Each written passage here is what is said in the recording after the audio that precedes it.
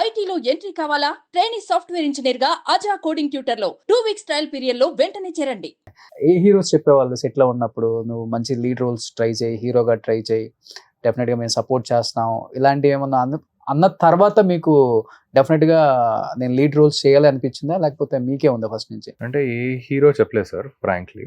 నాకు ఒకే ఒక డైరెక్టర్ నాకు కాన్ఫిడెన్స్ తెప్పించింది ఏంటంటే, ఆల్మోస్ట్ ఇంకా ఓ టైంలో రెస్ట్లెస్ అయిపోయి ఫ్రస్ట్రేట్ అయిపోయి వెళ్ళిపోవాలనుకుంటాం కదా, బా ఇక్కడ వర్కౌట్ అవ్వదేమో ఇంకా వదిలేసి వెళ్ళిపోవాలన్న టైంలో సుకుమార్ గారిని కలిసానండి. సుకుమార్ గారిని చాలా ట్రై చేసామని ఆయన తెలుసు అనమాట. రాకేష్ అని ఒక ఉన్నాడు యాక్టర్, తిరుగుతున్నాను నా చుట్టూరా అని. సుకుమార్ గారిని వెళ్ళి మన నాన్నకు ప్రేమతో ఆయన ఆ టైంలో కలిసానండి. అప్పుడు సుకుమార్ గారు ఒక చిన్న నా వర్క్ ఉంటే చూపెట్టాను అనమాట. చూపెట్టిన తర్వాత సుకుమార్ గారు నాకు ఒక 2-3 మాటలు చెప్పారు. ఒకటేంటంటే, రాకేష్ నువ్వు రెగ్యులర్ యాక్టర్ కాదు, చాలా డిఫరెంట్ యాక్టర్, నీ యాక్టింగ్ కేపబిలిటీస్ గురించి నీకు తెలియట్లేదు అని. సో నా యాక్టింగ్ కేపబిలిటీస్ గురించి చెప్పారు. ఈ డైరెక్టర్ నాకు ఇంత డీటెయిల్గా షేర్ చేయలేదన్నమాట. ఆయన షేర్ చేసింది కూడా హార్డ్లీ ఒక 15 మినిట్స్ ఆయనతో పాటు కూర్చున్నాను అని చెప్పడం జరిగింది. చూడు ఇక్కడ కాకపోయినా ఇంకెక్కడన్నా చూడు, బట్ నీకైతే ఏదో క్వాలిటీ ఉంది అని, యాక్టింగ్ క్వాలిటీ. సడన్ గా నాకేంటంటే ఒక కాన్ఫిడెన్స్ వచ్చింది అనమాట. ఐఎమ్ కేపబుల్, నేను ఇక్కడే ఉంటా, ఉండి కూడా ఇక్కడే నేను ఏదో ఒకటి చేస్తాను.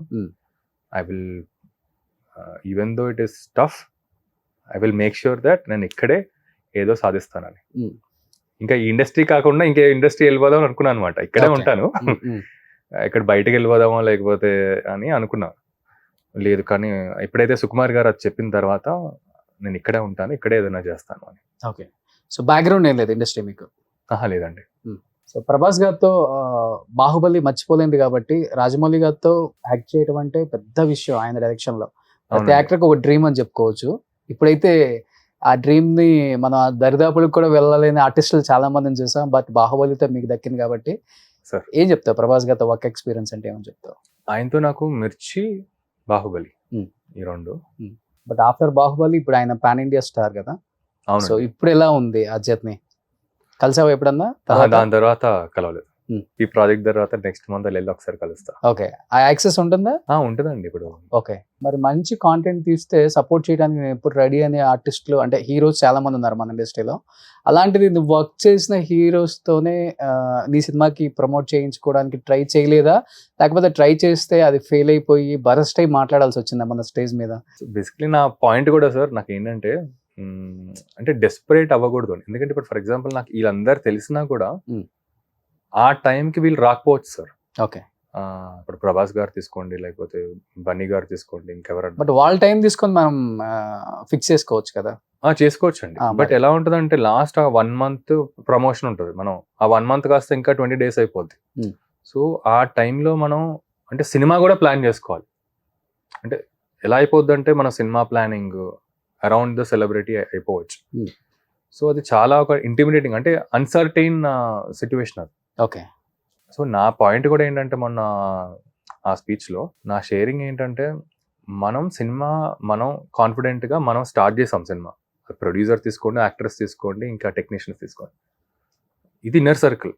ఇలా మనం వెళ్తూ మనం రిలీజ్ చేసుకోవాలి. మ్యాక్సిమం డిస్ట్రిబ్యూటర్ని వాళ్ళని యాడ్ చేసుకుంటాం later on closer to the release. ఈ మధ్యలో ఏమైపోతుందంటే సార్, నా మైండ్ సెట్ కూడా ముందు అలాగే ఉండేది.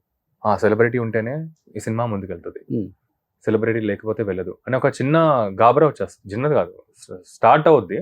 ఈ సెలబ్రిటీ వచ్చేస్తారు, వాళ్ళ సెలబ్రిటీ వచ్చేస్తారు అని యాక్టర్.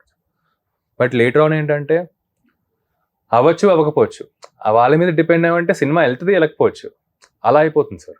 సో నా పాయింట్ ఏంటంటే, స్టార్ లో వచ్చిన సినిమాలు డిజాస్టర్ అని కూడా చూసాం మనం ఇండస్ట్రీలో. ఉన్నాయి సినిమా పేర్లు అక్కర్లేదు కానీ అసలు ఏ సపోర్ట్ లేకుండా వచ్చిన చిన్న సినిమాలను ఆదరించిన సినిమాలు చాలానే చూసాం మనం.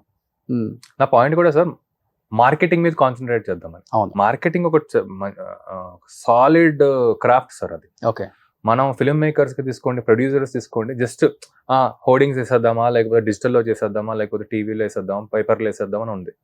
అలా కాకుండా ఇప్పుడు స్క్రిప్ట్ని మనం ట్రీట్ చేస్తున్నాము, మార్కెటింగ్ కూడా అలా క్రియేటివ్గా ట్రీట్ చేయాలి సార్.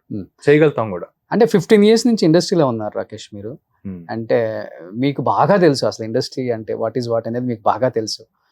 అంటే బరస్ట్ నిజంగా అవ్వాల్సి వచ్చిందా, లోపల నుంచి వచ్చిందా, లేకపోతే సినిమా హైప్ కోసం మాట్లాడాల్సి వచ్చిందా?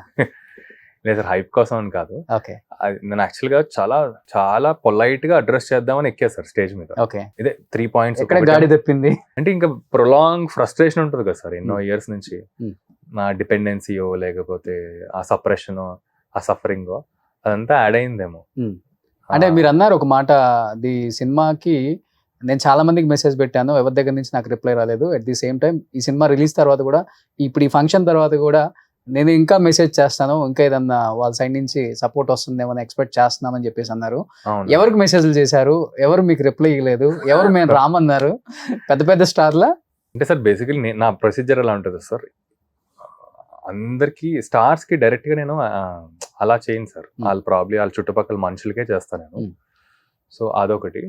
డైరెక్టర్స్ కి నేను డైరెక్ట్ గా చేస్తాను, అడుగుతాను. ఫస్ట్ అడగటమో లేకపోతే ఫస్ట్ నేను నా మెటీరియల్ పంపిస్తాను, రెస్పాన్స్ ఇచ్చారంటే అడుగుతా. Hmm.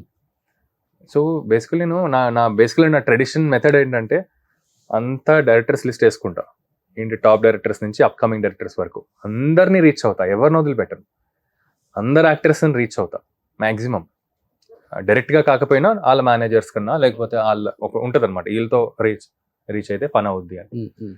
సో అందరికి రీచ్ అవుతా, అలాగే చేస్తాను. Okay. ప్రొడ్యూసర్స్ కూడా ఇన్ఫాక్ట్ Hmm. నా పలానా సినిమా వస్తుంది, మీ సైడ్ నుంచి ఏమైనా నాకు సపోర్ట్ చేయండి అని. ఇప్పుడు పెద్ద హీరో సినిమాకి ఇంకొక పెద్ద హీరో వచ్చి సపోర్ట్ చేస్తారు, బట్ Hmm. చిన్న సినిమాలకి ఇష్టమైతే వచ్చే వాళ్ళు ఉన్నారు, లేకపోతే లేదు. బట్ మీరు ఇచ్చిన స్పీచ్ కి సమాధానం దొరికిందా? ఇప్పుడైనా రిలీజ్ తర్వాత అయినా ఆన్సర్ దొరికిందా? అంటే ఆన్సర్ కన్నా నాకు రియలైజేషన్ ఏంటంటే సార్, ఇప్పుడు నాకు అంటే నేను నా గురించి మాట్లాడగలుగుతాను. నాకు సక్సెస్ ఉంటేనే వస్తారు సార్, ఎస్ ఆ క్లారిటీతో నేను ఉన్నా. ఎస్